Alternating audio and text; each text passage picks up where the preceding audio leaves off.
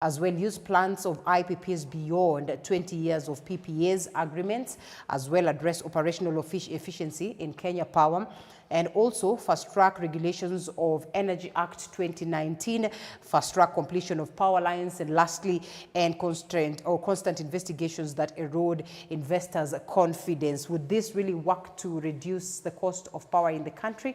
Certainly a question of wait and see, even as we seek to see whether the members of parliament are going to heed to this advice according to them. Another story, South Koreans get younger under new age counting system. That the Asian country was still using a method of calculating age that determines babies are aged 1 at birth, counting their months in the womb as their first year of life. Interesting, a story captured on page 3. You certainly would want to understand what is the logic behind that and what then it means. On the other side, on the conversation of impeachment, the CI Assembly takes a dual battle to court after he was saved by the Senate last week. It's not yet over yet. Is it last week or this Monday? Yes, it's not over yet. This is the message Siaya MCAs had for Deputy Governor William Oduol as they resolved to file a petition at the High Court seeking to have him declared unfit to hold the public office. A story captured on page 21, and we understand the window that was there after that declaration by the Senate, and of course the window to allow anybody who would wish to proceed and challenge this in court, and as if, you know, to show that yes, this has to be done as they would wish. Yes, the members of County Assembly had to proceed to the levels of the courts to counter this. We'll be looking at this developing story, and we get more details of the same as we continue. And on this other side, one of the biggest stories this morning, that the government spending on development also at its lowest 80 years, and that more Kenyans fail to pay back loans. Non-performing loans, or so to speak, in the banking sector increased sharply by 88 billion in one of the year to hit a record of 570.6 billion in the 12 months ended April, signaling financial distress among businesses and individuals. A story captured on page 4.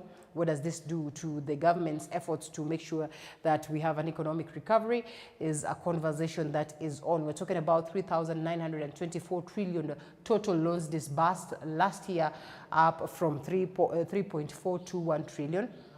And also 88 billion total increase of non-performing loans in the year, or of course that ended loans in the year that ended, that is on April. Yes, and we're talking about 570.6 billion as the total non-performing loans this year, up from 482.6 billion. What could be informing this is one of the conversations that we'll be having this morning, as we also seek to understand what this means in relation to just boosting the economy. And on the other side, as to the question of education, 20,000 new teaching jobs are up for grabs. That has captured right here and expounded on page 7. The government will from next week launch the recruiting of tutors, that is in a bid to bridge the huge staffing deficit facing public schools across the country. That is, more promotions are also lined up, said the teachers' employer. And of course, we'll be getting to see whether then this will be realized and of what importance it would be, that is in the teaching sector or perhaps the education sector. Ruto allies scoff at Raila team's call for boycotts. That is also a story that has been captured on page 6, just as it is captured on page 6 of the Daily Nation. On the other side, coffee crop makes big comeback. Well, we also appreciate that, which then is being looked at as a positive direction. And on the other side, strangers in cabinet. This is one of the stories also that we'll be speaking to, as of course Article 152 of the Constitution speaks to this question, and we ask ourselves, what would it mean in terms of addressing this? But then again, yes, as it is here, we seek to understand what it speaks of in relation to us making sure that there's some bit of sanity as to how then the cabinet handles its activities. And so we drop that one for a second and we shift gears to a different conversation this morning as we seek to understand, you know, what we have worked on, as my team has prepared these new stories, and then the same stories that will be forming the basis of our conversation. We're looking at these 4 faces that were included in the cabinet sittings. Perhaps one would look at it as unconstitutional position that was once challenged during the Uhuru times when he incorporated General Mbadi to be sitting in this, cabinet setup. So we'll be looking at that and we get to understand the ramifications of the same. But for now, allow us to briefly touch on what my team has prepared, and that 2 children from Kajiado County have lost their lives after the mother allegedly set their house ablaze following a domestic squabble with the husband who married a second wife, as Elizabeth Atieno now reports. A cloud of smoke. Residents in shock. And a house burnt to ashes is the scene that welcomes us in Saina village, Kajiado County. The smoke is emanating from this house that has since been reduced to ashes. Some of the ashes belong to 2 children aged 10 and 2 who have been burnt beyond recognition in this fire allegedly started by their very own mother. Asa venye nimeenda kuangalia nikapata moto imejaa kwa mlango, yeye mwenyewe ametoka nje, sijui alifanyaje tena karudi ndani. Kwa hiyo saa huyu mtoto anaitwa Shanteli akalia kwa uchungu akaniambia Mama Jenny, naomba kuja unisaidie. Asa sikuwa na venye naweza msaidia, mlango ya bedroom ni kama alikuwa amefunga na kifuli. Kuangalia kwa dirisha moto imeshika, gasi na nuka. Ikawa mtoto analia tu akiita jina yangu, Mama Jenny kuja unisaidie, Mama Jenny kuja unisaidie, lakini sikuwa na uwezo wa kumsaidia na saa hiyo nilikuwa tu peke yangu hapa. Those familiar with the happening say all hell broke loose after the lady learned that her husband had taken a second wife. She is said to have locked her kids in their bedroom and used this gas cylinder to start the fire. Sasa kitu alikuwa anatuchangaza na tuambia tu yeye anaenda, hata already amebeba vitu zake zingine amefanya nini anaenda. Sasa mimi na mwenzangu tukamuongelesha tukamwambia kwa ndoa lazima misukosuko itokelezee. Sasa wewe ndio rudisha vitu zako ufanye nini ukae. Mama na baba walikuwa nagombana. Sasa tumepoteza maisha ya watoto innocent. Hii moto igezimwa juu vijana walikuwa wamejitolea. Kama tungekuwa na zimamoto hii mambo haigetokea mahali imefika. After the incident, the mother attempted to die by suicide but was stopped by the neighbors, although she sustained some burn injuries and is fighting for her life at the Kajiado Referral Hospital. Watu wa kijiji ya Saina wamehangaika sana, wamepitia kipindi kingumu kuzima hii moto kwa sababu ya ukosefu wa vifaa za kuzima moto katika mji wetu wa Kajiado. Maafa ya watoto wawili wamekufa bila hatia, bila kujua chochote juu yake na ile mzozo ambao wamekuwa naye. Mimi kama mzazi hiyo kitu imeniuma sana. Confirming the incident on phone, Kajiado County Commander David Loronyokwe said the bodies have been taken to Kajiado County Referral Hospital mortuary with the main suspect receiving treatment before being arraigned. Elizabeth Atieno, TV 47. Now, the move by the county government of Nakuru of terminating contracts of over 500 employees in the health department has elicited reactions among the workers who have been directed to reapply for their jobs once advertised by the county. Our very own Chichi Josephine with that story.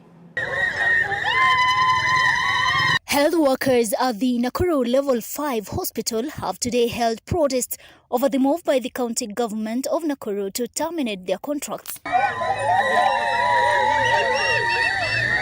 The over 500 technical workers in the Nakuru County Health Department lashed out at Governor Susan Kika, who had promised to have them on permanent and pensionable terms. As I campaigned around the county, one of my big things was on the morale of healthcare workers across the county.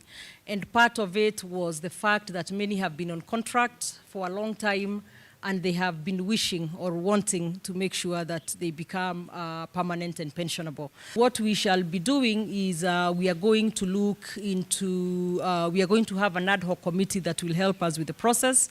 I can immediately confirm that as far as the promotions for healthcare workers that are due, within the next 60 days, we shall be able to handle that. According to the workers, their great sacrifice to serve at the facility, especially during the COVID-19 pandemic and strikes, has been overlooked. When the governor, Susan Kihika, was appointed into office, she came to our facility and she promised us one thing. She said that all of us as the hospital contracted staff, we are all going to be absorbed under permanent and pensionable. She gave us a 3-month contract, which is now ending. And instead of permanent and pensionable, what we are receiving right now is termination of contracts. We are being told that as from 30th, which is end of this month, we are supposed to take our termination letters and go home. The surrounding community relies on this hospital.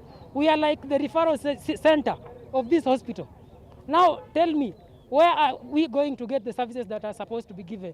We are 3/4 of the staffs who are working here. So who are these people who are going to be appointed to replace us? There's no advertisement, there's no interviews that are going on. All we are hearing is rumors that MCAs are telling people to bring their own people. During Kihika's campaign and inauguration, she promised the health workers better terms of employment within her first 100 days in office. The ad hoc committee then will help us come up with policies and budgets of conversion from those on contract. I know we have both the county contracts as well as hospital contracts. So there will be conversion into permanent and pensionable, and we are going to do it properly. So that, as I said, in my first 100 days, I want to make sure that that is taken care of. Chichi Josephine, TV47.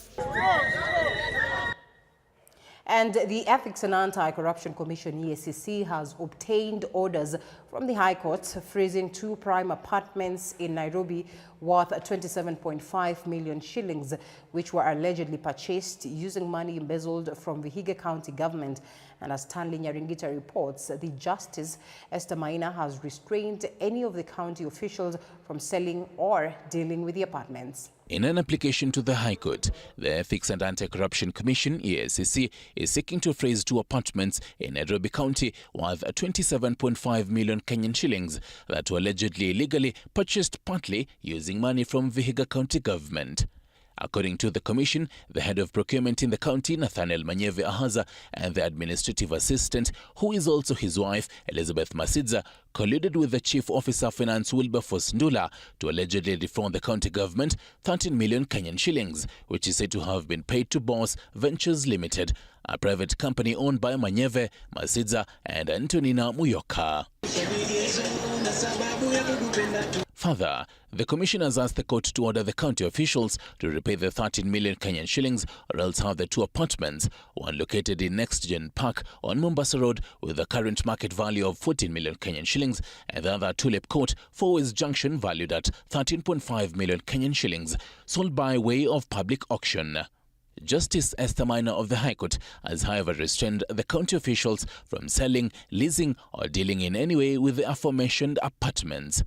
The case will be mentioned in court on the 12th of July this year. Stanley Nyaringita, TV47. The ruling Kenya Kwanza party has asked Azimio leaders Raila Odinga to call off street protests, turning them as a recipe for chaos and instability. Majority Leader in the National Assembly, Kimani Ichung'wah, has criticized Odinga for withdrawing from the bipartisan talks, telling him to be a patriot and give peace a chance. And as Apollo Kamau reports, Kenya Kwanza has also accused Odinga of being dishonest for calling for the repeal of the Finance Act, saying the opposition had only 2 major concerns in the act.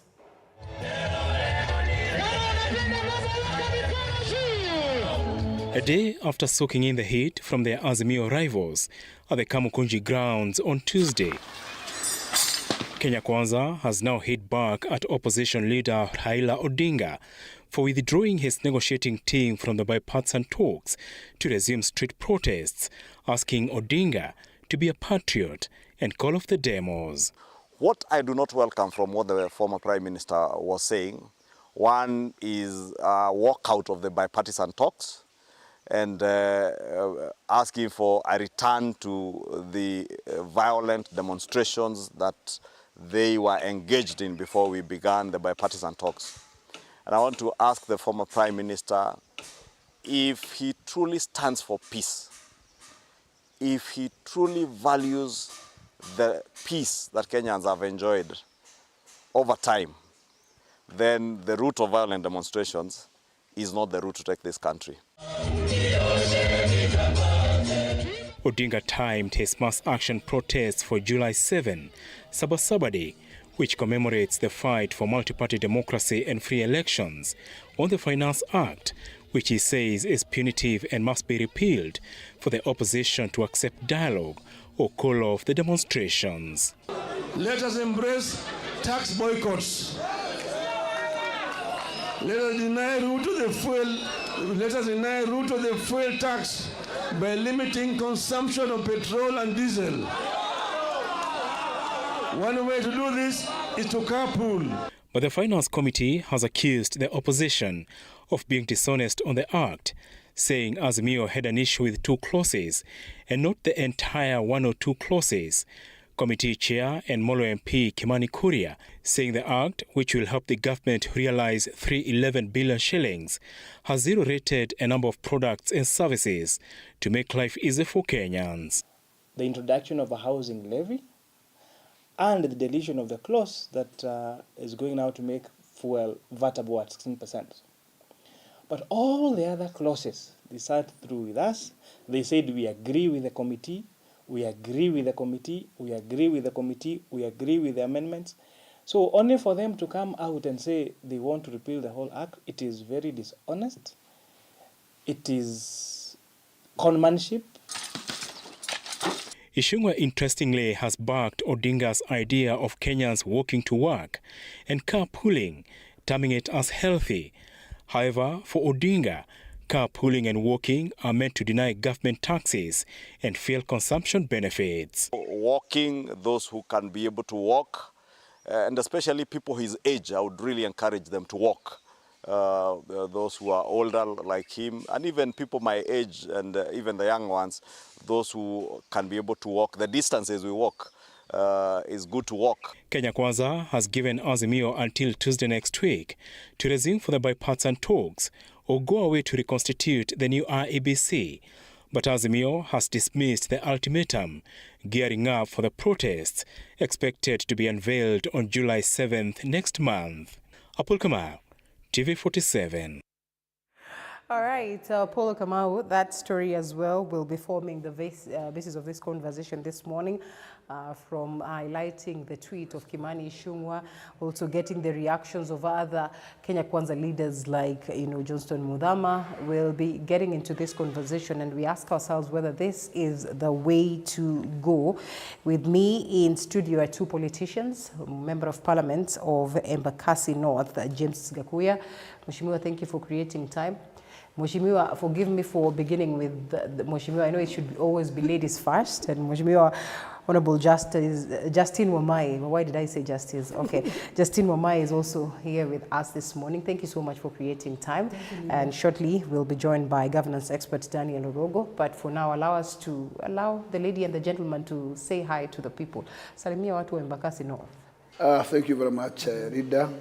Allow me to salute the viewers of TV47, wherever they are watching us from, and more concerning to the honorable members of Embakasi North. Yeah. I have been always telling you that those are very important members of the community. Yeah. I take in consideration that at least they have considered to give this man the 3rd term. That's true. That is a lot of trust, and I always take that mantle back to them. And the only thing that I can do is to make sure that services is delivered back to them. Is there something that you feel you've not done for the people in Embakasi that you'd like I have not finalized one single factor that the biggest dump site is within my constituency.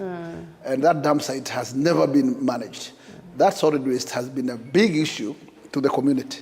And this time around, I think that the head of state and the governor for Nairobi have a goodwill to this.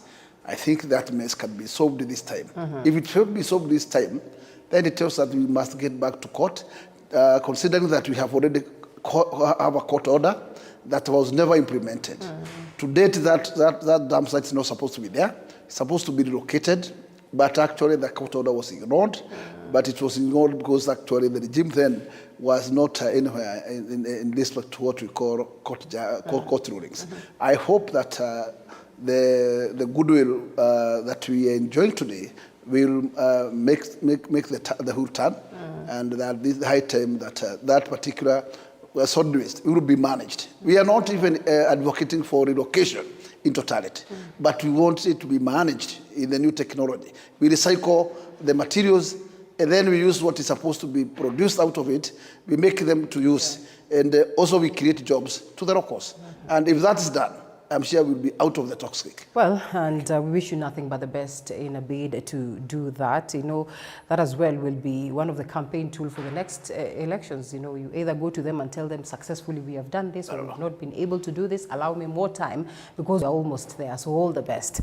And so if there's a time that we were excited and were looking forward to have a female president, was this time, you know, 2022, right? Unfortunately, we're here, but we do not say unfortunately because we appreciate the fact that we had, you know, 3 female running mates that, you know, had faced this and they had said, time is now. It was very interesting. You know, it was quite interesting to watch. We fell short of getting there. What does it make you feel about the conversation of having women at the top of the hill? Just when we thought we were there, surprisingly, we did not get there. Actually, even governors, many of them were women. And it's a good thing because you're moving closer to the destination. Though, unfortunately, women are seen as a top-up option. You're supposed to be a flower girl, sadly. But we'll move with time, It's a good experience. If Tanzania have Mama Suluhu, because she was there as a presidential running mate or a DP, then anything is possible. Why do I feel like we really are not having this vibrant conversation as to having women at the top of the helm, the 2/3 gender rule? Why do I feel like there's a bit of silence in that, or silence? Actually, I think women, we are sabotaging ourselves. Kenyans are asking, we want more women at the 2/3 gender, but what are the ones in power doing for us? So Kenyans also, I think it's because of the economy, they are seeing the salaries will have a negative impact on the economy. So mine is to urge women in power. Kindly perform. Show that you can deliver differently. Show that in as much as you are women, you can give a better idea than a man. Because Kenyans are asking, what are the ones in power doing? So we have to perform first so that people can see we deserve the position. Yes. Why I ask this question is because one of the conversations this morning, and it's basically perhaps the biggest that we'll be having, is in relation to what is playing out at the level of cabinet. Let us acknowledge the presence of Monica Juma as well as Harriet Chigai, 2 figures that the president incorporated in this formation of the cabinet in the name of just trying to ensure that we get that 50% representation of women. And so we appreciate that. But the incorporation to the sittings of cabinet, as well as that of David Ndii and equally that of Cleophas Malala, have raised concerns on equal measures appreciated, but also, concerns raised in relation to the same. Allow us to take a short break and then we come back and discuss the ramifications of the incorporation of these 4 in the spaces of the cabinet meetings after the short break.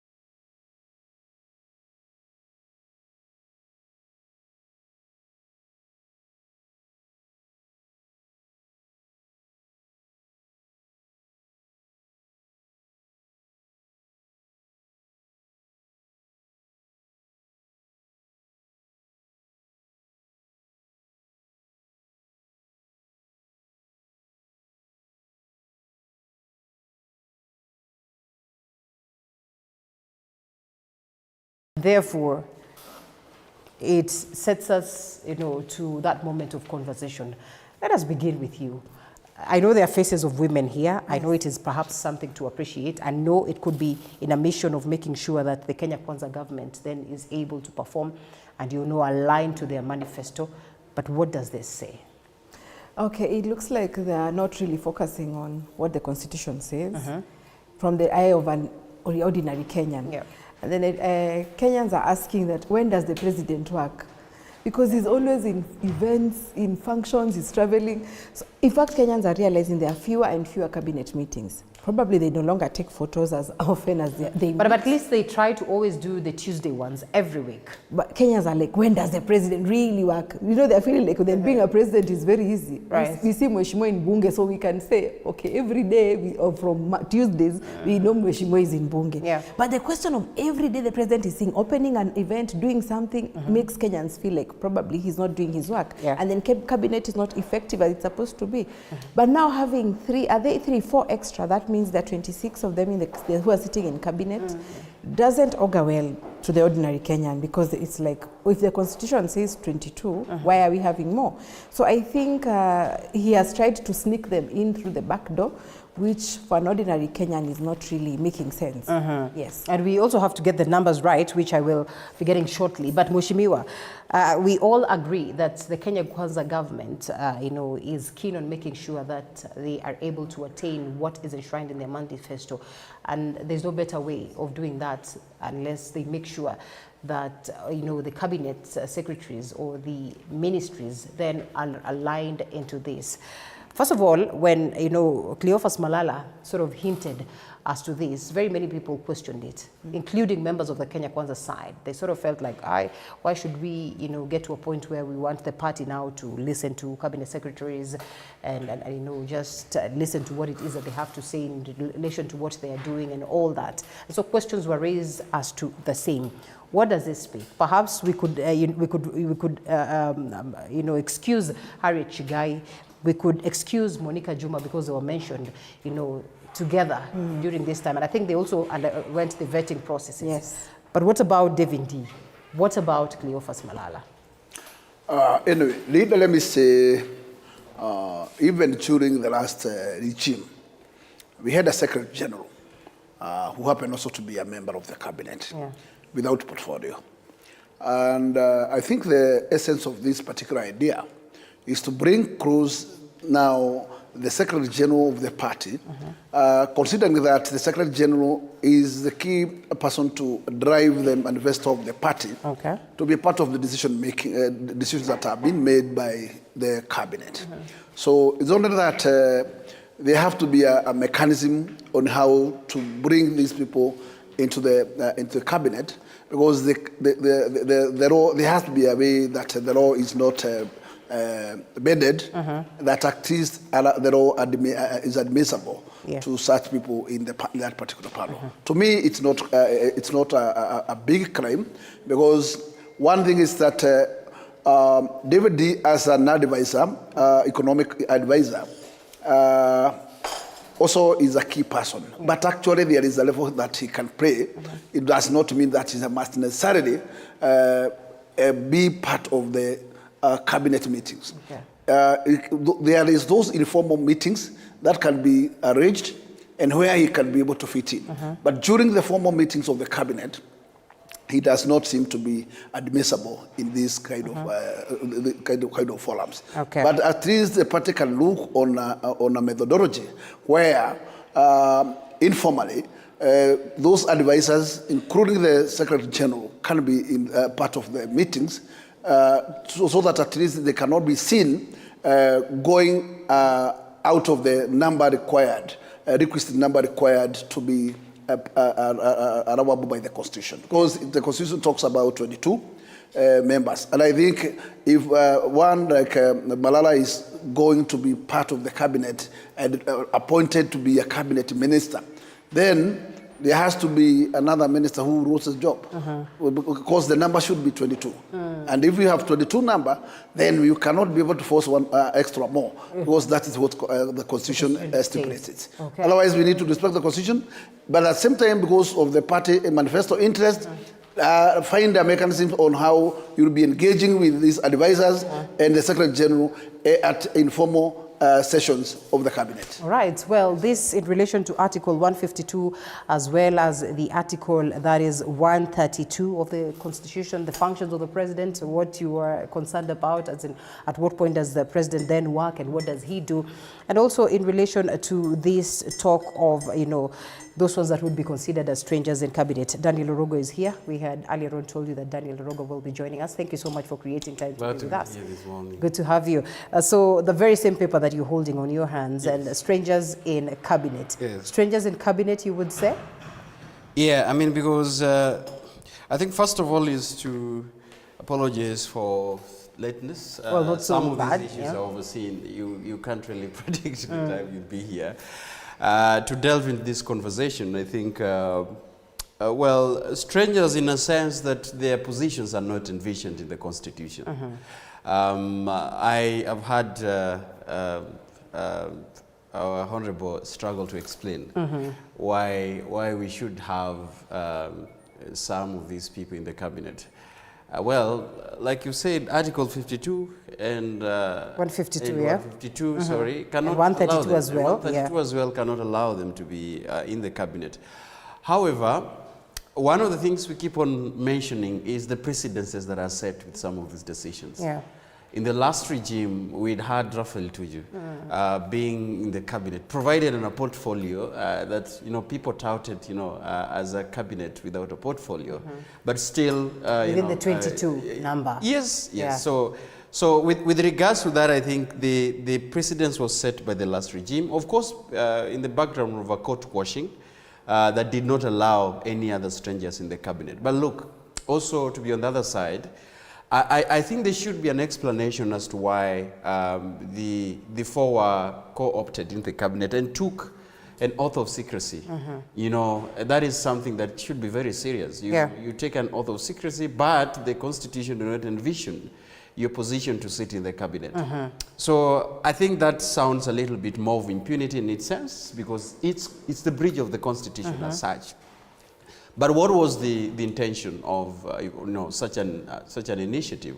Yeah. Like Jimmy is explaining, that one, it's quite difficult to run a government and to make some of these cabinet policies minus, for example, the party general secretary, who also should be in forefront in championing the party manifesto. So in that sense, I think the thing is that we would avoid, for example, political decisions that are taken by the party. Must find a way of allowing Cleophas Malala to be updated with the government positions and able to explain the government initiatives without sitting in the cabinet as a cabinet secretary and the rest. Also the same as Monica Juma, who is also advising on security issues. They could be, probably she could be sitting on the National Security Council meetings, where there's also the Chief of Defense and all these, people who are in the security sector, minus Dr. Monica Juma sitting on the formal cabinet settings. So I think there should be a way of, co-opting these so-called strangers in the meetings that are aligned to their portfolios and their work, minus co-opting them into the official cabinet sitting. I think that is where the law has a problem with. Yeah. So there needs to be an explanation as to why they sit in some of these formal cabinet meetings. Beyond the explanations, which I would believe that President Uhuru Kenyatta tried to give in relation to General Badi, of course, joining in to the sittings of the cabinet. The High Court, of course, under Justice Mrima, then overturned that rule by the president, of course, saying that, there was need for more explanation as to why this really was there. But then again, he termed him as a stranger in cabinet. Perhaps a recap of basically what happened there. Why do you suppose the president has proceeded to take this step, something that he knows very well, or maybe his advisors might have told him, that is likely to, open a Pandora's box or get them into, more legal battles? Probably because he added the budget of the judiciary, so maybe he thinks they'll be into him, maybe. But when you look at the whole conversation, Is the president feeling inadequate in his cabinet? Because, you know, he went on and brought in so many politicians who made people felt that could not perform. So has he realized instead of kicking out non-performers, he has to add others who are more technocrat or who are, you know, who know how to do things, you know. So I'm tending to think that probably he has seen the loophole, he has seen the weakness in his cabinet. Of course, he doesn't want to send anyone packing. So he has to add other people to help him push the agenda of government. But I think maybe he was trying to push the envelope further. Judiciary, I've given you some money, I've given you independence now. Give me something back. Allow me to have this strange idea. The irony of it all, I repeat, is the existence of the then Member of Parliament, Alice Wahome, you know, in cabinet today. The very same individual who challenged it in court, I would say successfully. Yes. What does this mean? It goes to say that politicians in this country, and I'm part of them, we do not really do things because we believe. We do things depending on the side that we are defending. So at that time, it was very wrong because she was not on the side of Uhuru Kenyatta, but now it's very right because she's in cabinet. So I think it goes back to even our own principles. And that is why I really like enjoying having a conversation with Mheshimiwa, because he's honest. When there's a mistake, he owns up. Yeah. So it's good to also, going forward, never forget what you've done in the past. If you did something and you believed it was wrong or it was right, please stick by it. If it was wrong, you can change. But if it was right, don't do the wrong thing because of the side you're defending. Yes. All right. And so, Mheshimiwa, there were concerns that, you know, the Secretary General had alluded to the fact that, you know, as a party, they would want to audit the CSs and the PSs. How easy does it make it for someone like, you know, now the Secretary General of the party to get into that space of audit? One thing, let us agree that actually the Constitution has demarcated the roles of every single office. And as matters to do with the cabinet minister, the Constitution has given powers to the National Assembly, where there are departmental committees that do oversight. They have a law to execute the budget processes, and also the law to follow the implementation of those projects and in oversight of the implementation of those particular projections of the government. In this case, I would like to say that actually the party has no role in the law. Purely, there's no direct law that is being well stipulated by the Constitution. But they can do their own audit, but this should be informally. It cannot be anyhow formal. They can make arrangements how these cabinet, because actually the cabinet belongs to the party, then they can be making their own forum where the cabinet can appear in the party, but not in the other way. Because formally they cannot be able to audit, because there is the Auditor General, and they must stick on that. They must be waiting to have those reports from the Auditor General.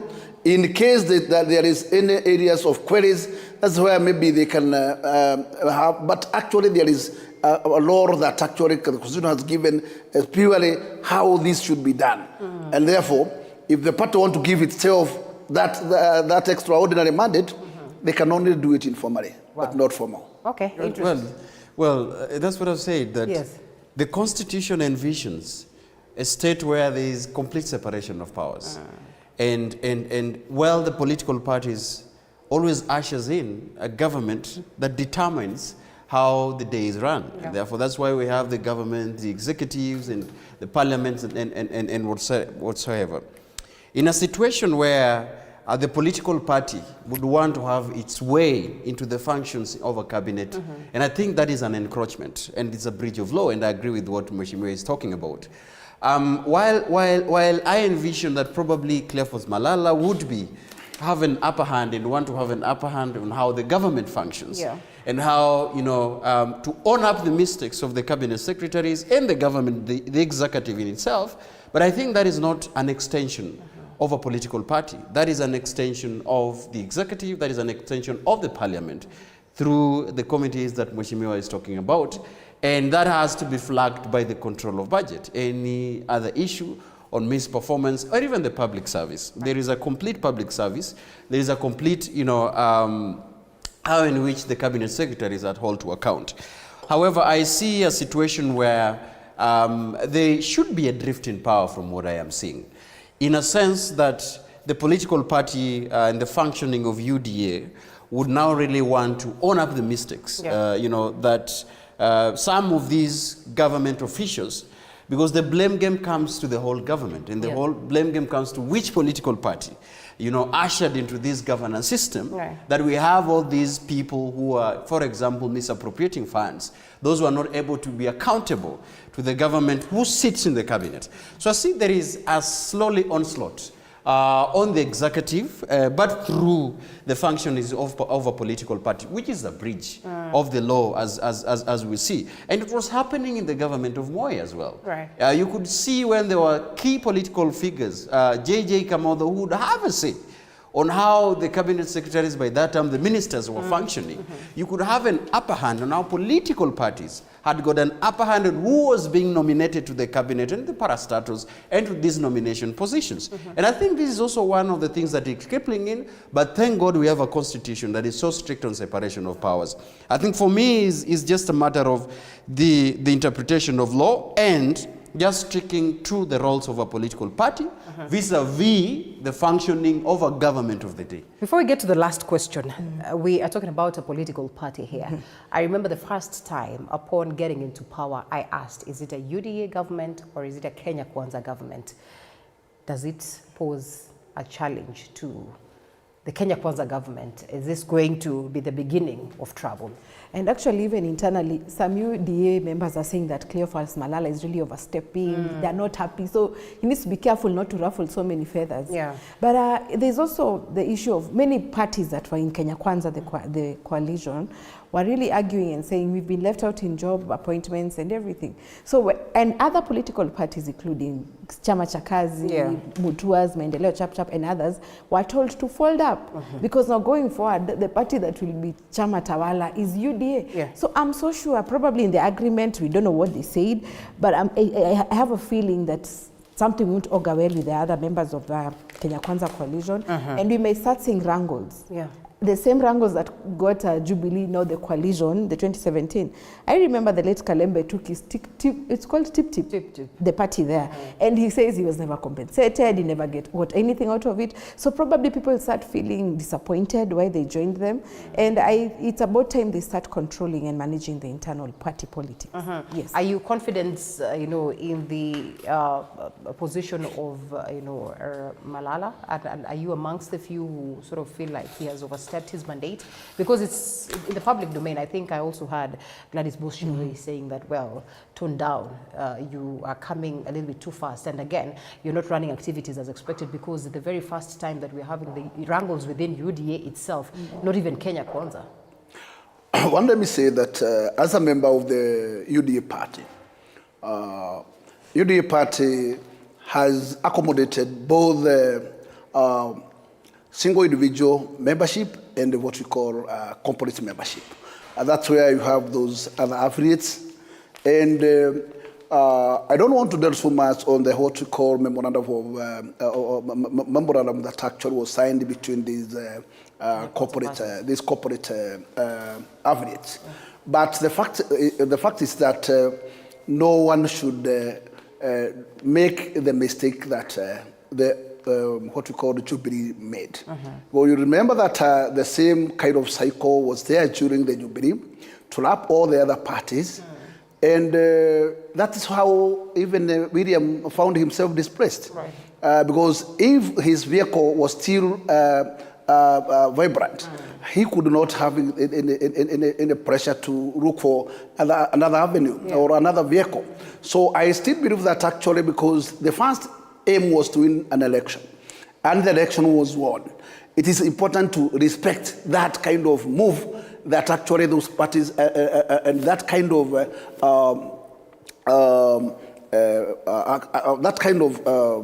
effort that those other parties came and support the UDA party to drive to win that an election. You don't require to start now injuring the spirit of these affiliates and forcing them now to fold to join UDA. Right. That's fine. Let us at least leave the parties to decide. In case those affiliates will be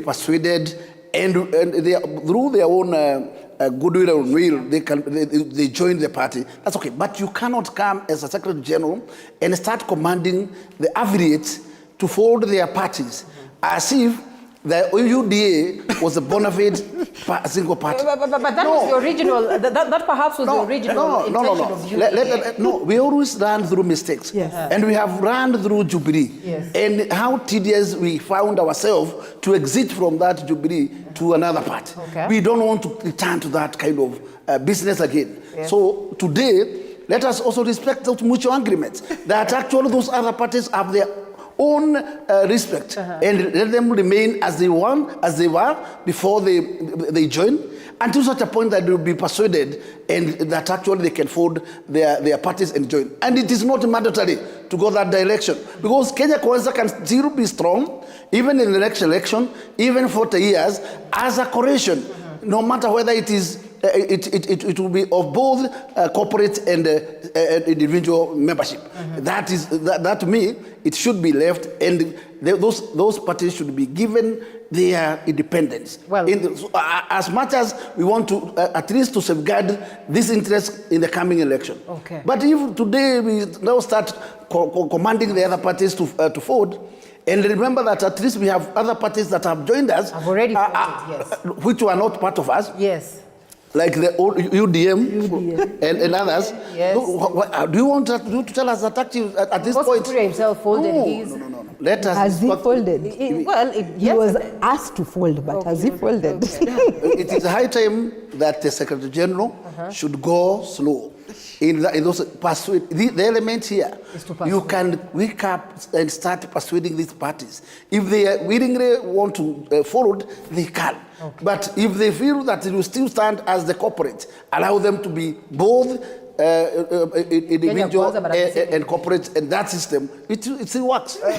He's laughing. I don't know why he is. Do you feel like no, which is very difficult to attain. Yes. And I think Honorable Jimmy is admitting the difficulties of having corporate parties with the manifesto that needs to be pulled together, in a semblance of one political party. Yeah. I think learning from the mistakes of Jubilee, of folding up political parties, and then you find yourself where you have to be in the party and no alternative until the next election. Yeah. I think that is an issue that probably UDA and affiliates learned. But you see, it's a situation where all these political parties or corporates within Kenya Kwanza has to carry forward the manifesto of the government. And mark you, is the government that is run by UDA, majority of stakeholders and taking a lot of decisions in Kenya Kwanza regime. That probably could be difficult to attain if other political parties are reading from different scripts. Yeah. And I think this is why Clefo Malala now has to, move in force. Because it would take probably a lot of time to persuade political parties to agree so that they would be speaking the same language of that of a ruling party, which I think that is why Clefo Malala is pushing so hard, and Jimmy is finding uncomfortable with the affiliate parties.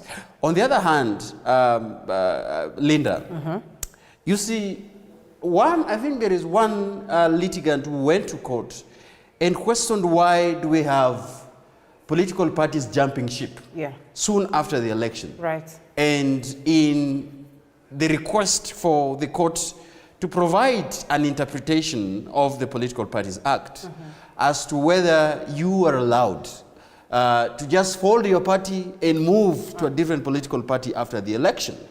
Is it a breach of Political Parties Act? Yes, it is, because I think the registrar, once a political party forwarded the details to the register of political parties, it is to stick to a coalition, or it is to stick to a manifesto before the election towards.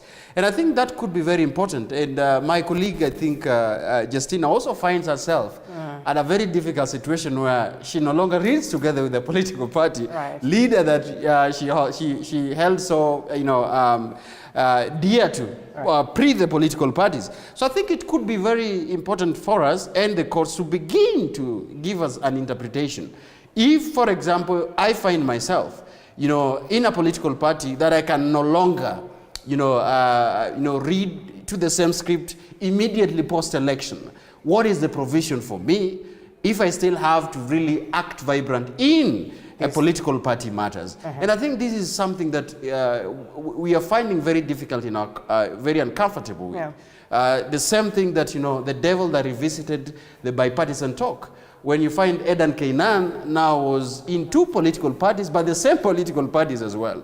Whether is in Jubilee, that is not in Azimio, or whether it's in Jubilee now that is in Kenya Kwanza in the bipartisan talk, it is something that is important that the courts really interpret, so that we put ourselves, get ourselves out of this mess that we are seeing in political parties right now. And of course, there is that active case, Yes. of course, by 12 petitioners, representatives Ndegwa Njiru as well as Wakili Kibi Muigai. We'll be following up to see then what the courts will declare. But before we close on this subject, I will ask this question. But Rita, at this point, any determination of the court will be time-barred. Yes. Because already the window was 6 months.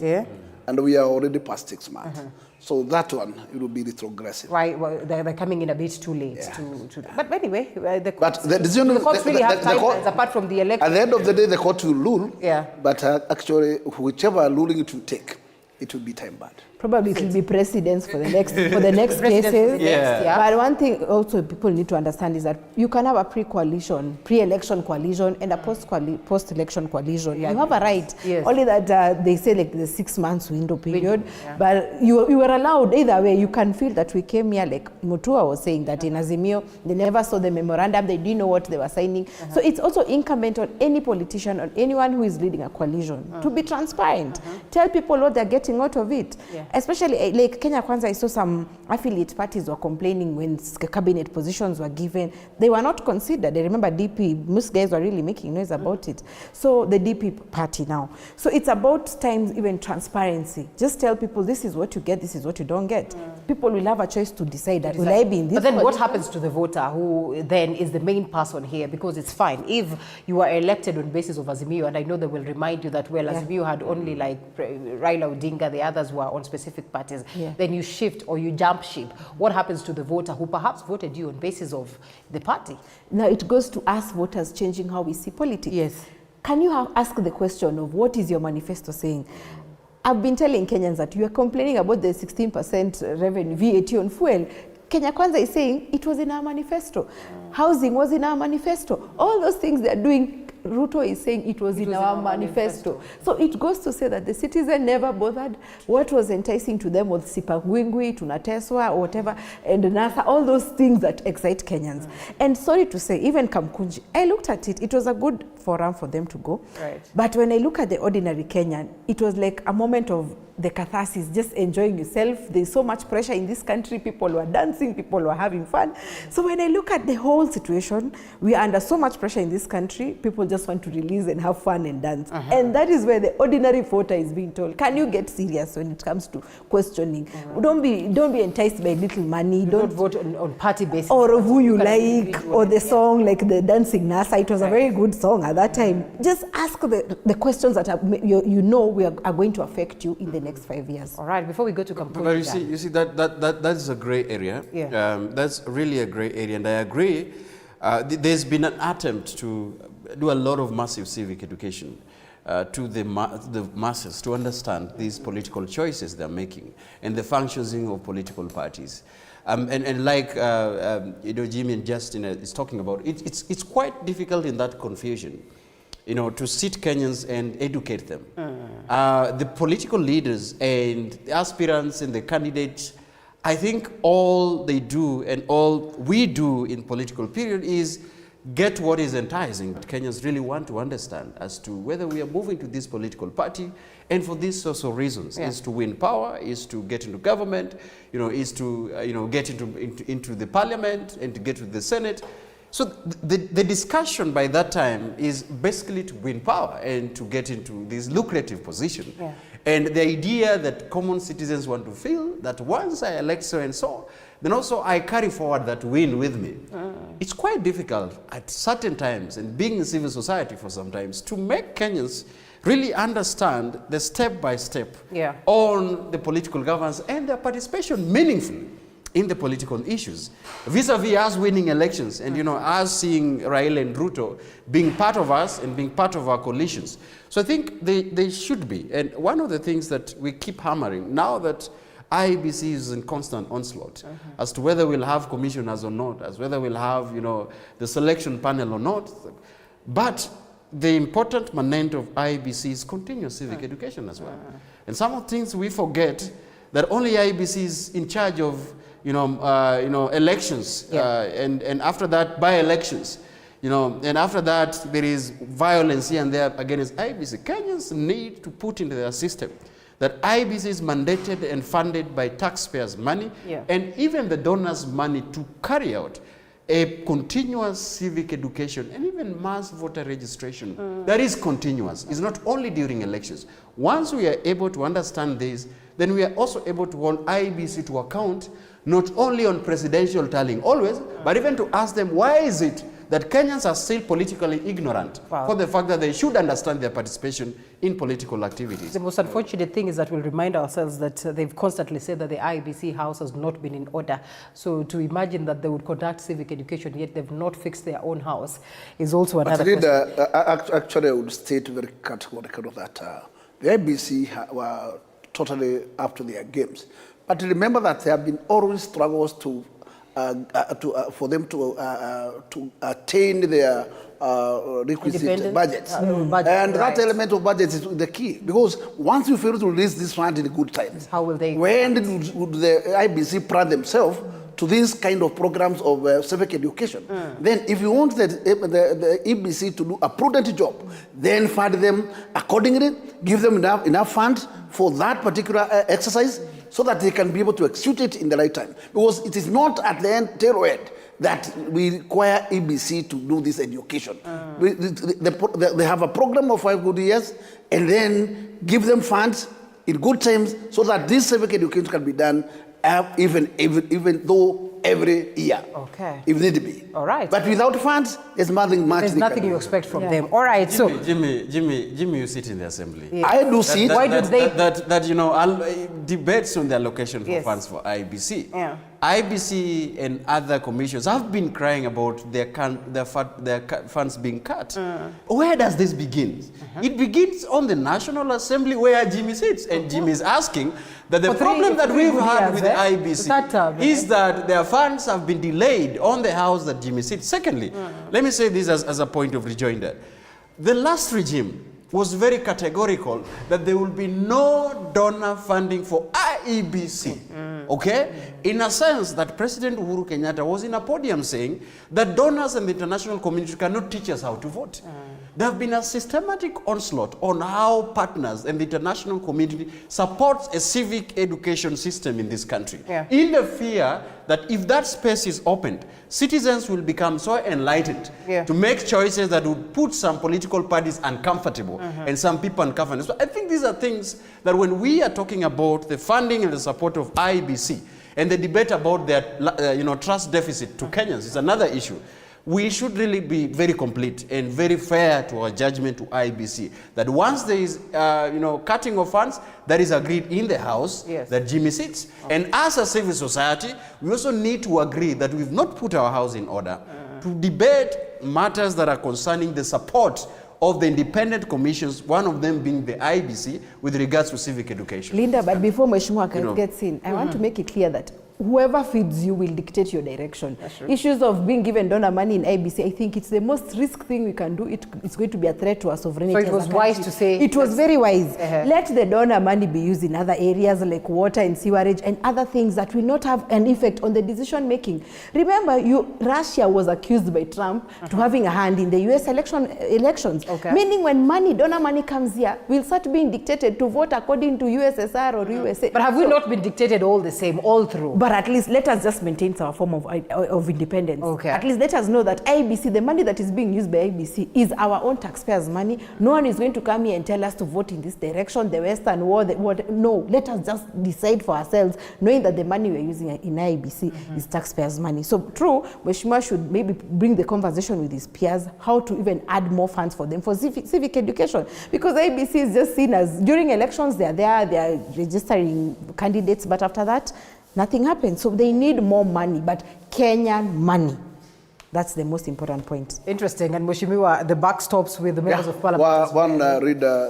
Let us agree that at least we have what we call budget ceilings, and that is what sometimes you realize does not give enough to the sagas. Because EIBC, it follows to a certain departmental, and they have their ceilings altogether. But what should we should proceed on with is to make sure that there is what we call priorities. Because IBC and the activities done by the ABC are purely a priority. And we must make sure that actually those departments prioritize the exercises that are entrusted to this particular commission, so that we can enable them to do the activities accordingly. But that does not mean that the parliament has wavered away their duty to add the money. But always there is something for them. It's only that not enough.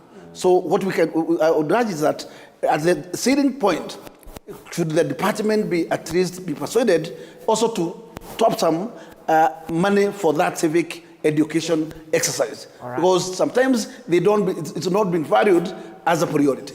But to me, it's a key and a priority, so that Wanjiku, including the Shosho at the Geshagi level, can be at least given that civic education on his language. And that way, things will be better. All right. Well, I do not know how to go back to this question, but I will ask it all the same. So do you suppose that in any way the coming in of these four into the spaces of cabinet meetings will compromise the performance of the cabinet? Or, well, until, declared by the courts as to what direction we take, it will be a plus?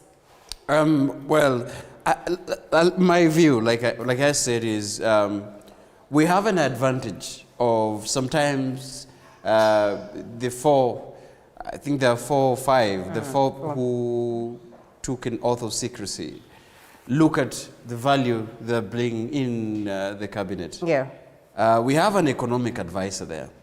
We have a security advisor there, okay? We have someone coming from a political party as a general secretary. And then we have an extra with the knowledge on different portfolio. Like I've said, and I like what Justina said before, filling in, this filling, adding numbers for the matters of the adversity, or for the matters of diversity in thought. My view is they only add value when, for example, certain ideas in certain sectors are needed. For example, if the cabinet is struggling to understand on fiscal policies, for sometimes trying to revise on fiscal policies, could be important to bring David Ndii on board. There have been a debate about whether David Ndii is misadvising the countries or not, because in his assertion, he said either the Kenya Kwanza government is ignoring or not just listening. Right. So probably bringing him in would inject some of these energies into him, appearing in the cabinet and, banging tables and asking them, you see, you need to listen because I am here and I'm just trying to assist you in this decision. The same to, Monica Juma, Dr. Monica Juma, who's been, I think you understand her track record. Yeah. The international diplomacy and, security and regional, matters of regional stability and understanding.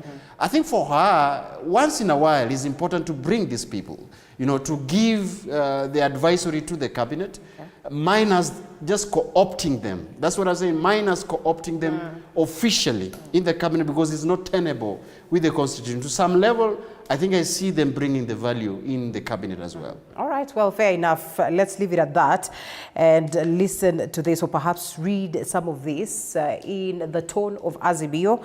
They say, let's adopt a series of civil disobedience measures to deny government tax.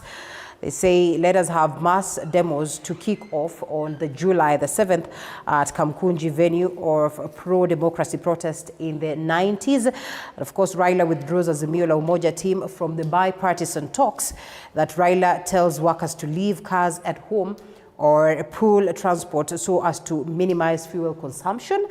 asks Kenyans to picket until Finance Act 2023 is repealed to cut down the taxes, and that calls on social media to name and shame the members of parliament who voted for the Finance Bill 2023.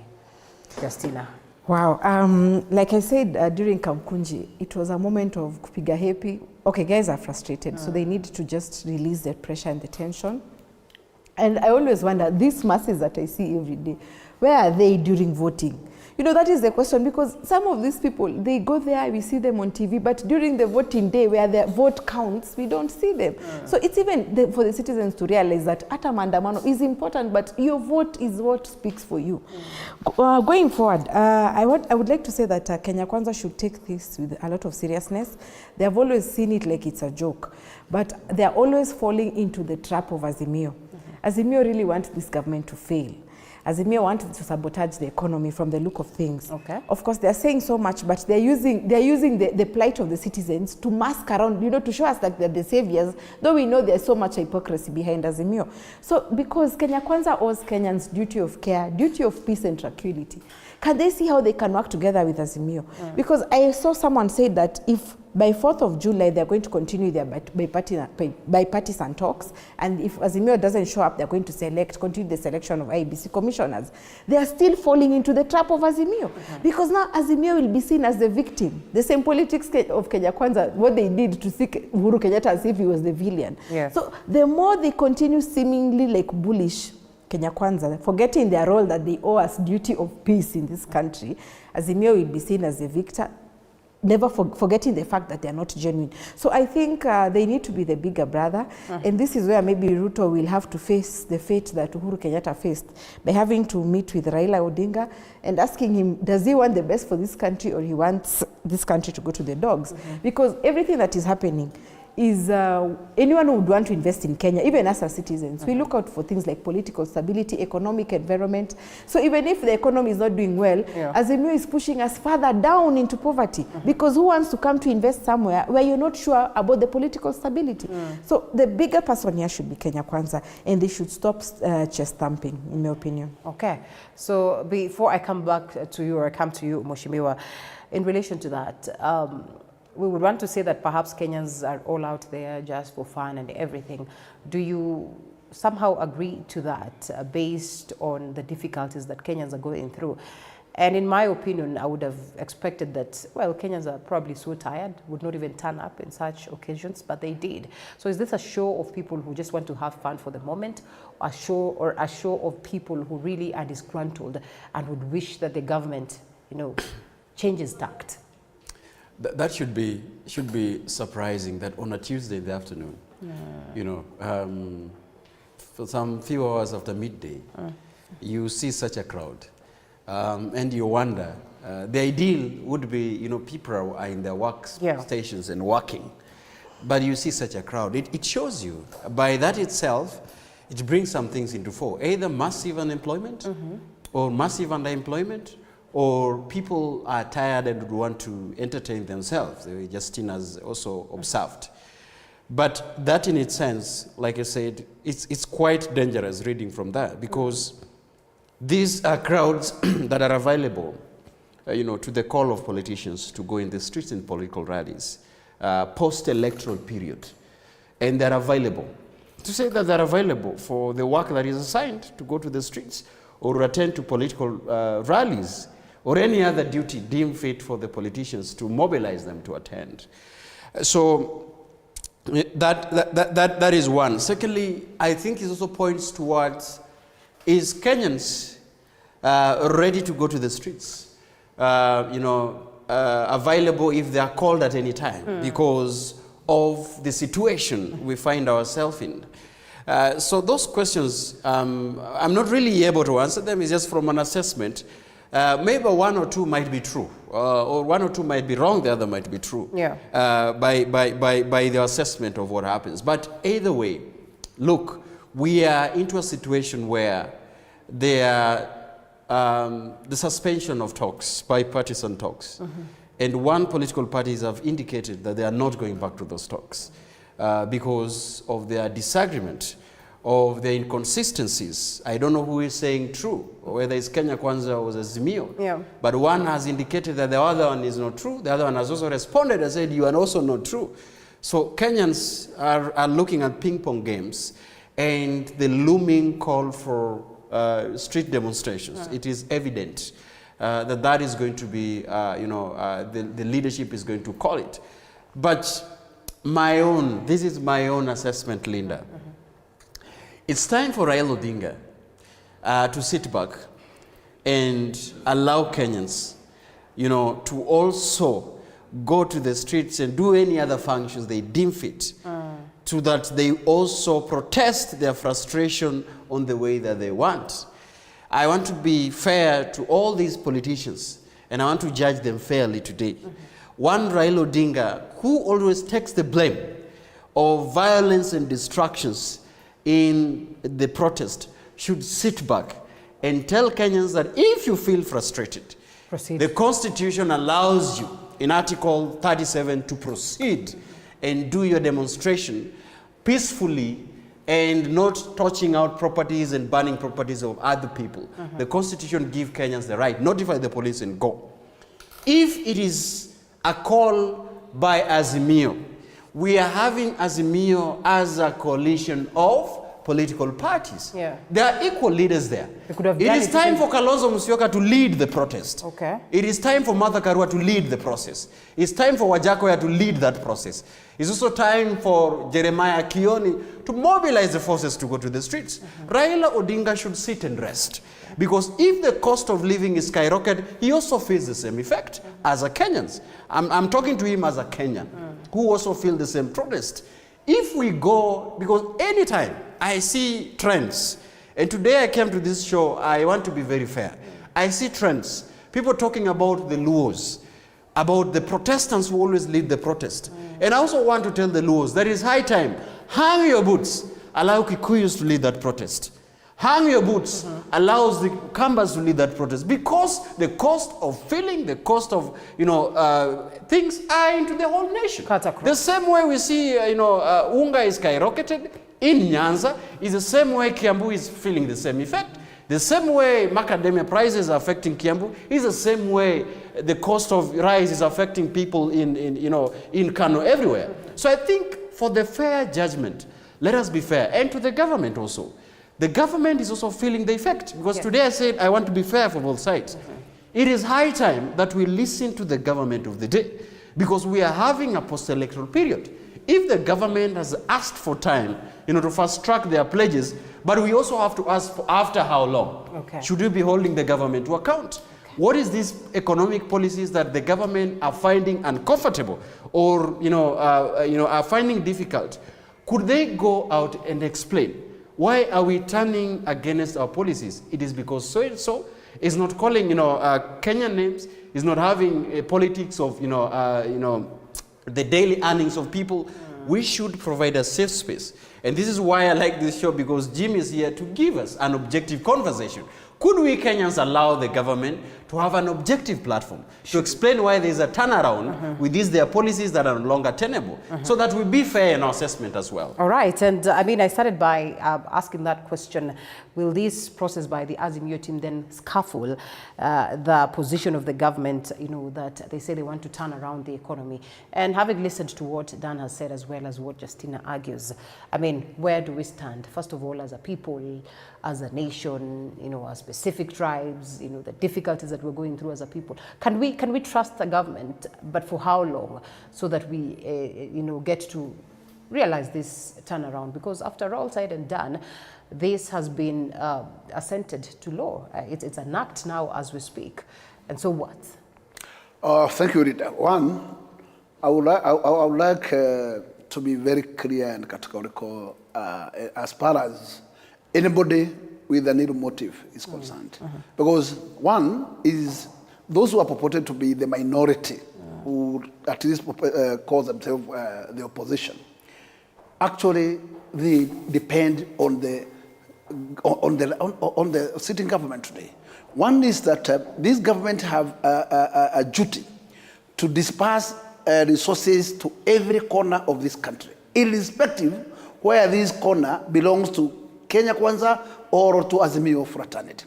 It has a duty to give salaries to everybody who is a civil service, regardless whose party he belongs. It has a duty also to give what we call allowance and salaries to senators, to members of parliament, to everybody else elected by the people. So at a point when a member of parliament will wake up to incite public not to pay revenue, one thing is somebody who is shooting his foot. And I can tell you, there is nobody who can entertain that kind of direction.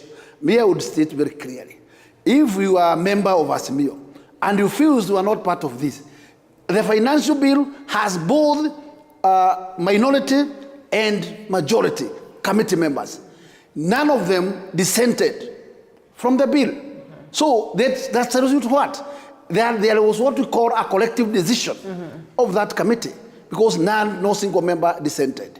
But we are hypocrites. When we get out of this and we go to the public there, we want to get what we call bonga points or credit from the public, assuming, trying to portray that at least you are against. But when the matter was at the kitchen of that particular departmental committee, none of them from either side dissented from this direction. In this case, I would want to state very clear that, one, yes, even Raila Amolo Odinga is enjoying a retirement benefits which are purely paid by the government. Kalonzo Musyoka is enjoying retirement benefits. They must first cease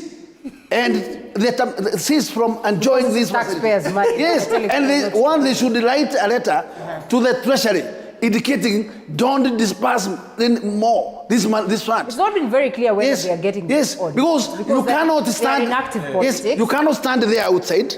You demonize the sitting government. You are now critically inciting Kenyans not to pay, but still you enjoy the resources of the same government. The senators, the members of parliament should also not earn any penny. If you think that actually whatever the policy the government is taking is wrong, then distance yourself. Don't earn anything out of that. Any disbursement of money that goes to that particular constituency, which feels it is not part of this, then it must desist from accessing these funds. Quite emotive, Mheshimiwa. I mean, Jimmy, how come? No, how come that? No, there are certain proposals. This is a constitutional mandate. Yes, it is. But how comes when we are collecting revenue, we are not together? But when we are sharing, we are together. What do we share? Are we not sharing what we have collected? But are they saying don't collect revenue in totality? We must come out of this baggage of hypocrisy. Let us agree, yes, we all depend on this. And any single development must require government resource. Where does the government get resources from? They have constantly said that you can't overtax yourselves to prosperity. Is this a classic example of what is happening in the country, Justina? First, let me say that the government is a bit safe because if it is taxes, they kata pale kwa mita, you know, if it's income tax, it gets to you venye imekatwa. So they'll continue doing that. So issue of levies on fuel, levies on excess duty, mkate. So probably people will stop consuming those ones like bread, alcohol. So that is where maybe they'll have a problem. But we cannot tax ourselves to prosperity. It is like lifting ourselves. We're inside a bucket and then trying to lift ourselves up. But what Mheshimiwa is saying, I really agree with him, because you cannot be saying we don't pay taxes, but you're enjoying the benefits of those taxes as what has Have been they not collected. been specific to what taxes they're referring to? And of course, this in relation to what is enshrined in the 2023 finance? No, they said if you pay VAT, please file nil. That's what they said. Unfortunately, using iTax, it's not possible. Right. Because if you've been filing taxes, definitely have VAT, to, yes. nil will, it'll ask you a question. Yeah. So what they're saying probably is just a populist move. And they want to tell Kenyans that the age we are in, the political age we are in, they say it's a 3P political period. It is a point for polarization, for populism, and post-truth. So whoever who is lying more, whoever who is loved more, whoever who is trying to discredit the other and more, gets more bonga points. So, but it's not really an issue to the government because they'll continue collecting the taxes. People cannot fail to give VAT. But the challenge that I think, Azimio, the angle they should have used was the utilization of taxes. Because now we are seeing that there's a CS who is being told has a watch worth 1.4 million. So I think how I wish they took the angle towards utilization of taxes instead of trying to lie to Kenyans that don't pay taxes. In fact, the many who they were telling, unfortunately, are not employed. So they do not have income tax, they do not have VAT, they do not file all those ones. But someone who is doing it will have no choice. If you're in business, you have to give your VAT. If you're giving withholding tax, that one you'll continue doing. And also it goes to challenge KRA, because they're the ones who can even dismiss this hit. If you have refunds, this issue of having refunds since 2008 of people, start paying people their refunds on taxes, so that even you who is a taxpayer, you'll feel, I've gotten my refunds back, and you can even tell the other person, we pay taxes and KRA is giving us back refunds. So at least there'll be a positive of paying taxes and you're getting back your refunds, you're getting back the services. So I think the angle we should stick to, if we all love this country, is not destruction, is not loss of property, is not loss of life. It is the angle of utilization of resources. Okay, we take a quick short break, Dan. I just wanted to, before you take a break, to inform that Constitution of Kenya oversee distribution of funds, whether you voted the government or not. And that cannot be taken away. That is something that we should state here in this panel so that we don't mislead our viewers. We are no longer in a place where there's a KANU era where development are taken to some places because you're appealing to the government, you're going to, to State House, or this equal distribution to 47 counties to constituencies. However, I agree with what Jim is talking about, that at least sometimes let us also see through some of this hypocrisy that is all over. And I am shocked with what Jimmy talked about, that even in the committee stage, including some members of Azimio, were in the agreement of what the committee said. Jimmy, I wish, however, that we could have known these members, because some of these things, and like Justina is saying, it's quite difficult, to establish objectivity and populism, because Kenyans, with the frustrations we have, we want a quick fix to hang on. Who is lying more? And I think this is quite difficult for Kenya to distinguish, because we know, and we saw even in the voting, some members of Azimio were not there. However, I wish that Kenyans let us know whether you are yes or no, not blowing cold and hot, so that we know exactly where you are in matters of this, financial policies are concerned. So for me, I think that is one thing that I've learned, is just say that, we cannot have to dictate that whether you voted a finance bill yes or no, that now you have to be denied these resources because you voted. Jimmy, that one is no longer tenable in this country. It is not practical in this country. Let us get that clearly. Perhaps a populist. Secondly, is for Azimio. I see Azimio again always clueless. Always clueless. And Dan, allow us to take a quick short break, and then we come and ask that question. Is there a better approach that they could have taken? One that would not appear as clueless, or perhaps this is the best that they could have taken. We take a short break, come back on that.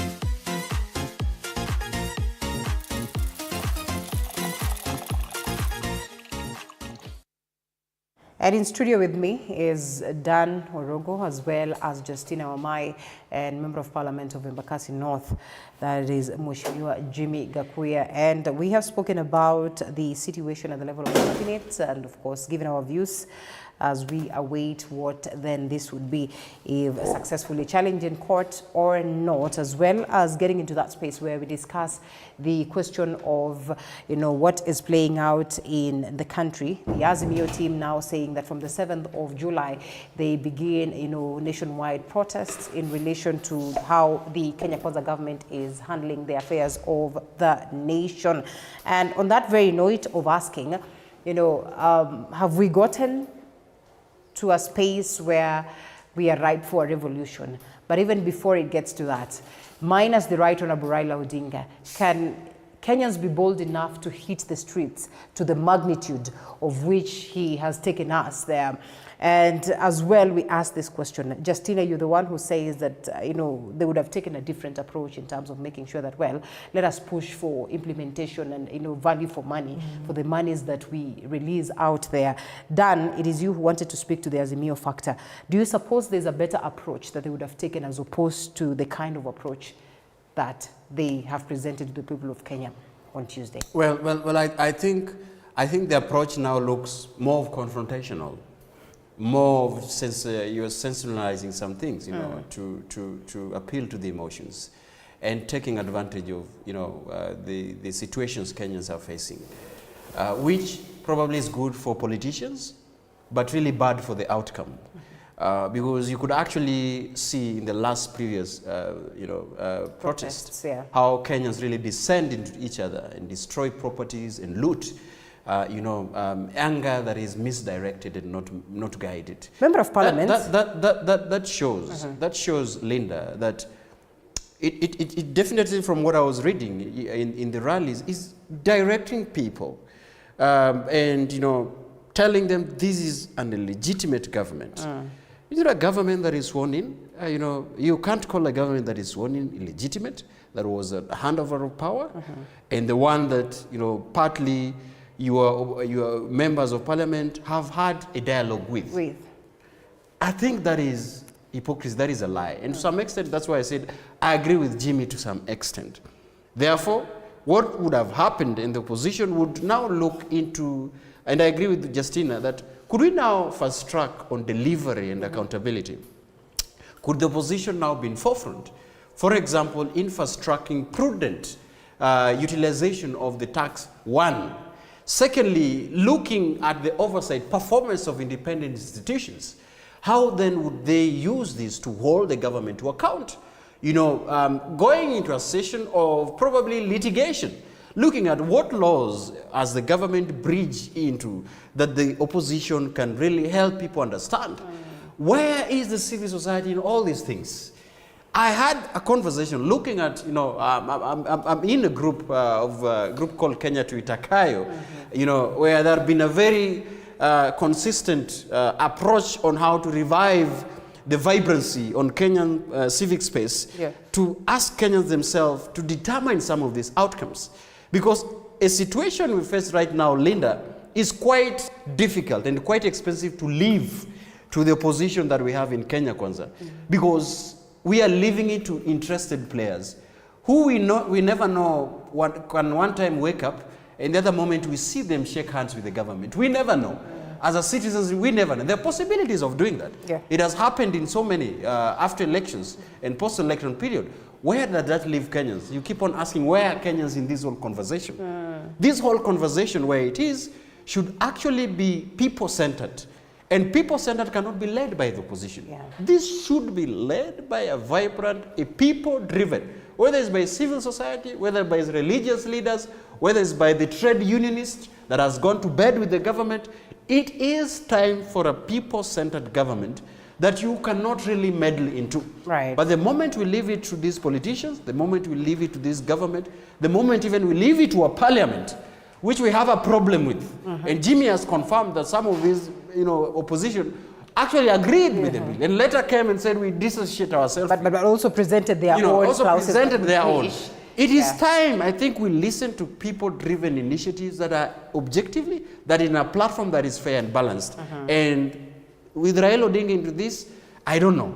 I don't know whether... And in considering the... In his absence into this, I don't see if there is anyone with a nerve right now. Probably is coming, but with a nerve right now to push this process to Interesting. Mheshimiwa, I want us to look at the proposal, perhaps the bill that was presented by the Member of Parliament, Mbeere North, in relation to how protests should be conducted in the country and the regulations as to the manner in which demos should be conducted. That in relation to the interest of the people, in memory of what played out in the previous protests, as Anne has alluded to. He says that, well, things were not so good. Businesses, went down. Lots of losses were registered. And so he says, let us try and come in and regulate. Quite a thin line, quite a fine line as to whether this will be regulation or, curbing in a way. Rita, as I come to that particular item, let me also respond to my far-end panelist and say, when I purported that, in fact, anybody who want to demonize correction of revenue, it must also give us an alternative. Because one, every single sector of this country, every single region must require to develop using resources of taxpayer. Because there is no such a public fund. Only what we have is taxpayers' money. And this government has not its own money, it must collect. And if correcting, then you want to demonize it, and you want us not to collect, give us an option what to do. Because we have counties that we have to disperse money to. We have constituencies that depends on NGCDF. We have to disperse this money to. And we have other areas of concern that will require these fundings. Where do you want this money to come from? This, to me, I would say, yes, you are a member of the House. The Constitution is very clear. The minority have those committees that deals with these audits. You have the PSC, you have the PIC, you have what we call a special fund, you have implementation. All these committees are left to be headed by the minority.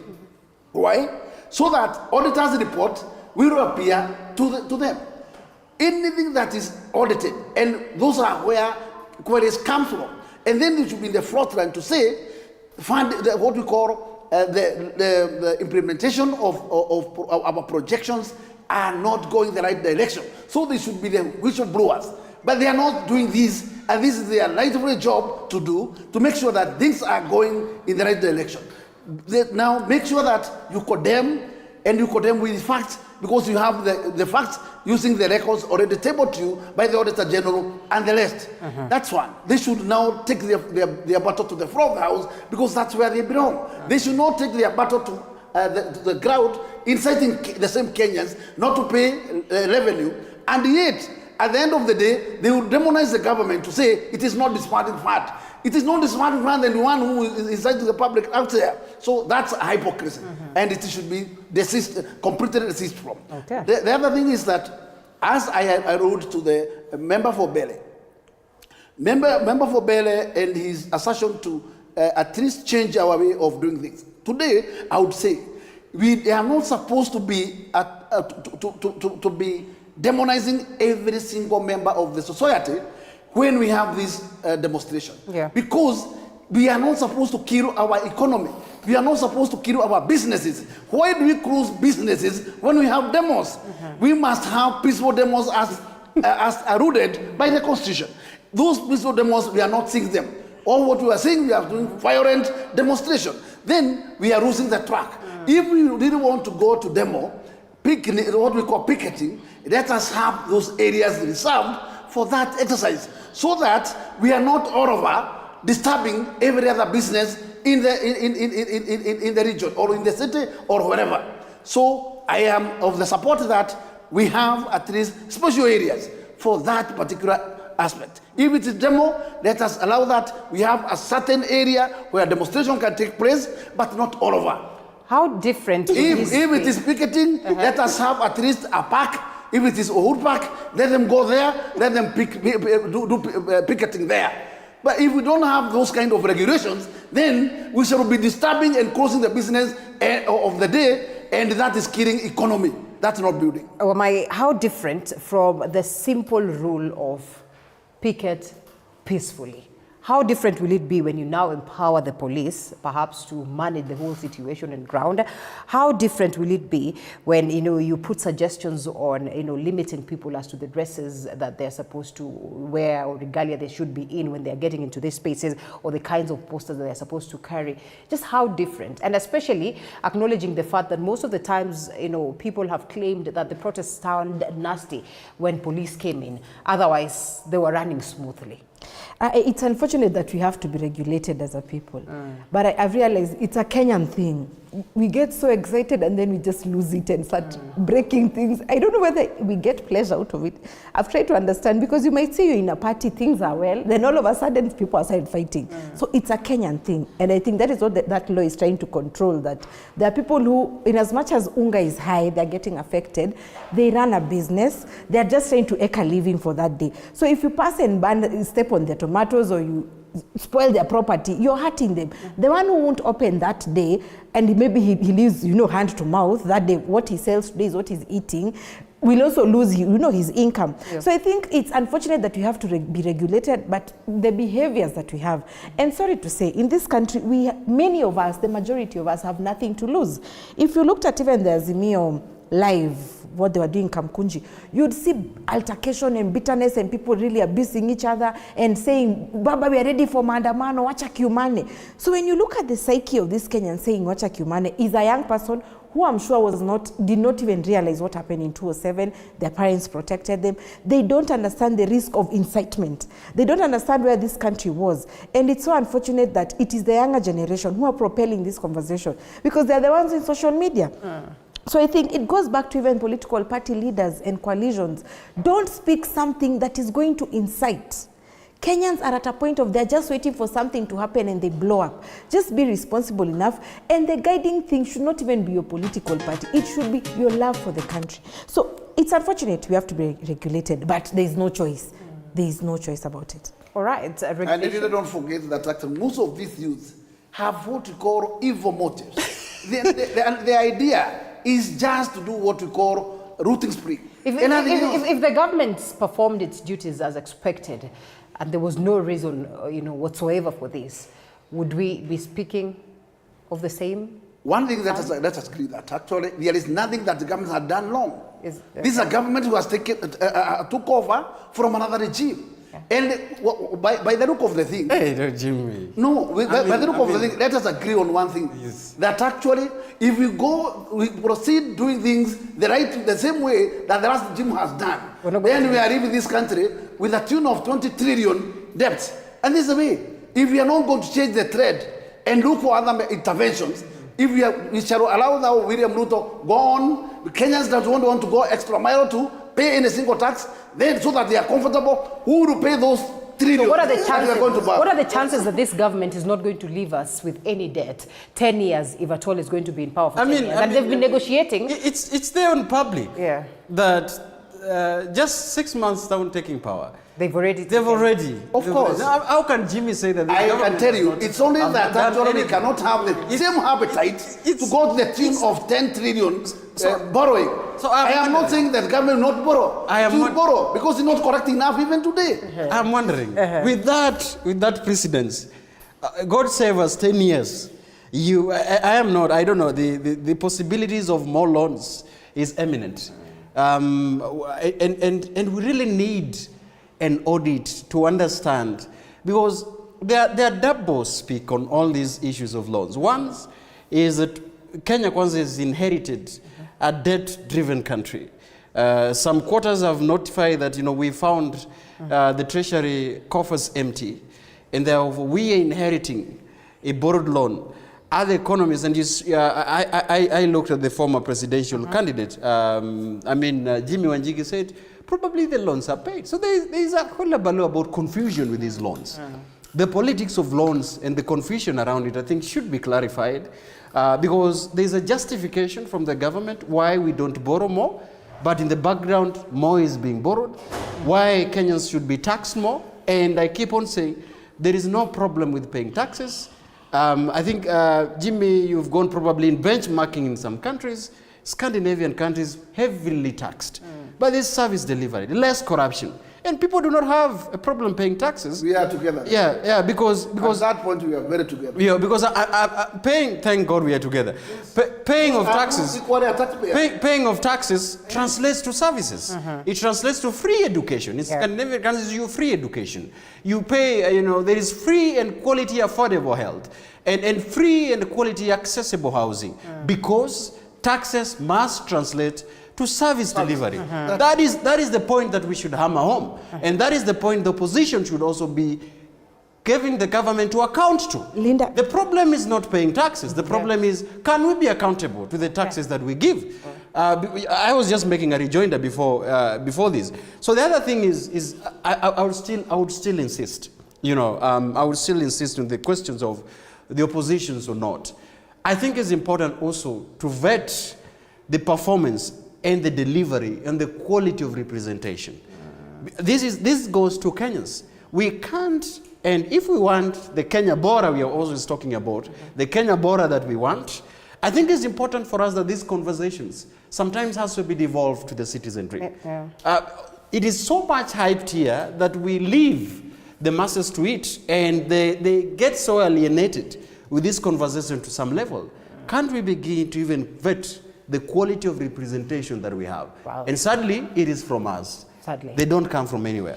You had asked that if government is doing its role, will people protest? But why go destroy Linda's car and you're not the government? That is the ideology or the mixed ideology that we have in this country. Secondly, on the issue of debt, to be very honest, if the SGR money was put to use in Kenyan economy, it would even have paid the debt or helped us pay the debt. How?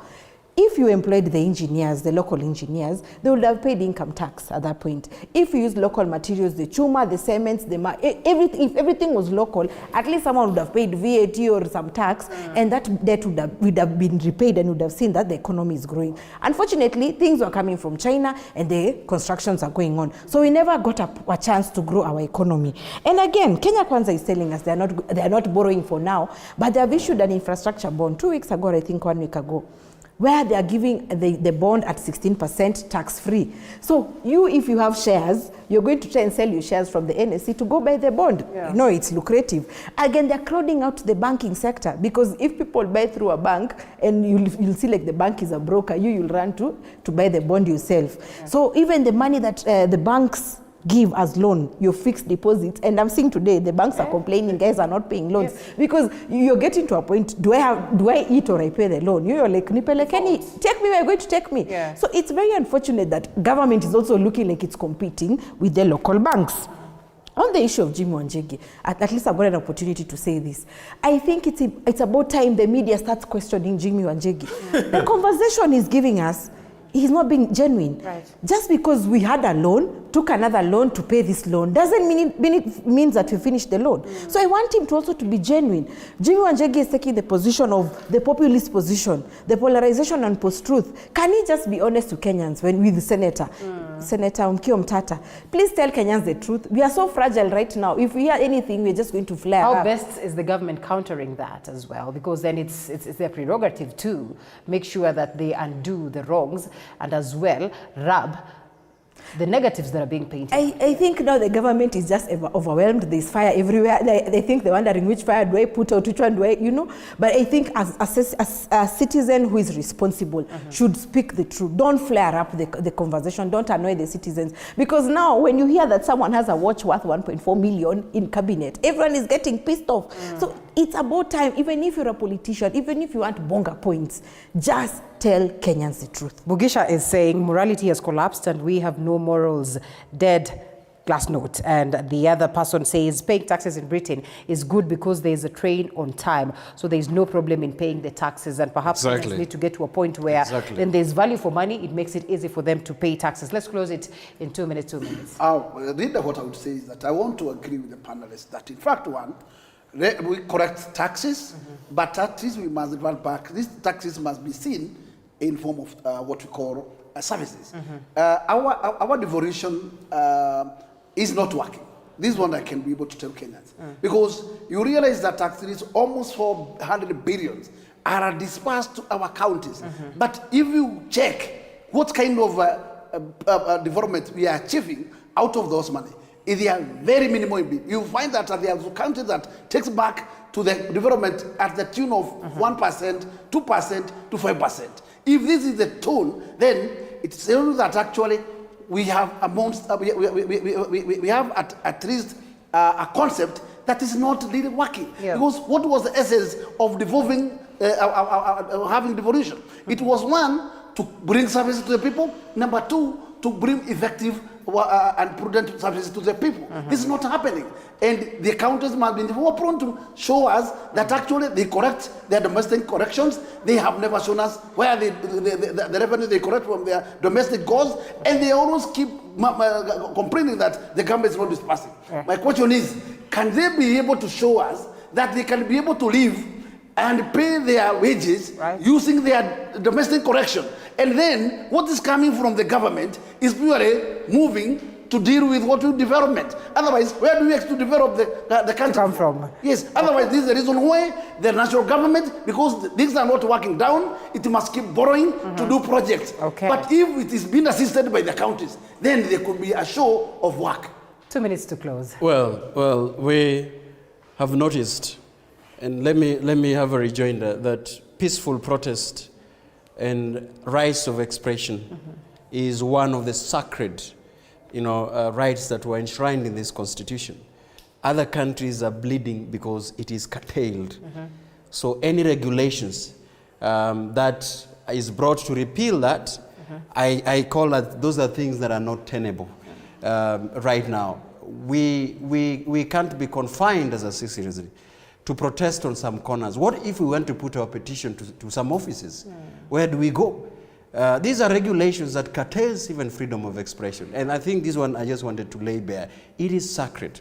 It took Kenyans' blood and sweat for us to have the rights that we enjoy. Any government that is proposing regulations on that is cleverly sleeping issues that would want to shrink that civic space. Not allowable. Secondly, in the absence of a failed government, and government in this, I'm not talking about executive, I'm talking on government in totality. In the absence of a parliament that is colluding not to hear the Kenyans' views, I think it's high time that Kenyans seek an alternative of Kenya Bora to Itakaya. These Kenyans that we want. And one of the things as Kenyans, the new Kenya that we want, is that could we begin to think about dissolving this government, dissolving this parliament so that we save Kenyans money and then have the value of their money. As to the repealed Financial Act, it is important to have ways of us to audit, and to see how then would we petition for repeal of that Financial Act, minus going to demonstration that is called by this MU. And third, public debt is an issue in this country. Could we audit the public debt? And this is one thing I've said. There's a confusion whether this government has inherited a debt-trapped country, or there's a vice versa. This government is using it as a way of, levering heavy taxes to Kenyans. It is important to audit public funds for us to know where we are as a country. And this is the stance that citizenry and civil society should take. And this is the stance that if we want the Kenya border we are looking for, this is the stance of citizens. Where is Lady Lamb last. Where is the minority voice gone? You know what is this minority? The voice of the minority is where Raila Odinga, Kalonzo Musyoka, and the rest falls. They have the representative. They are the chairmen of those audit committees. What are they doing to make sure that the message is going back to the people? Interesting question. Linda, I want to remind Kenyans that rights come with responsibilities. So that one, if we are misbehaving, we have to be controlled. Finally, let me finish where we started. When we have the strangers in cabinet, does it mean that the president has seen weaknesses in his cabinet ministers? We don't know. But where is the role of the career civil servants? Where do they come in? Good question. Good question. Great support right here all the way from London. That is Mugisha, and says, well, we are looking forward to see change in the country. Indeed, even as we sit in the beat of diaspora, we cry and But lead as- for our as we very own conclude, nation. Rita, Yes. Allow me also to state very categorically that there is nothing wrong to have the experts in those cabinet meetings once a while when their input is required. Okay. But not. we cannot anchor them as members of the cabinet. Are we agreeing now? Finally. Yes, finally. Are Basically what it is. That's what I said. Yes, yes, in the one. That's once in a while. Even though we have those Yes. those technicals in the cabinet, probably there are those areas of concern that will may require that you don't have this brain here and you require it. I want to question what happens if we have a parliament that is not functional. Good question. This is a question that Kenyans must ask, because Jim is saying we have the minority and we have the majority. That's what the democratic, that's what the constitution the sword is back to But the if people, we have, because all these members are people's elected. If we and have, therefore, Wajiko has done executed his duty. If we have a government, if Wajiko has failed, he has to make sure that he collects that after the ballot. Linda, what I've learned in all this, Mheshimiwa has told us there are subcommittees that members of the minority hold, very powerful ones. Powerful. And it's good that this narration is coming out, because some of us thought the minority is powerless. Yes. So it's good that we know such things so that we can question them from that angle.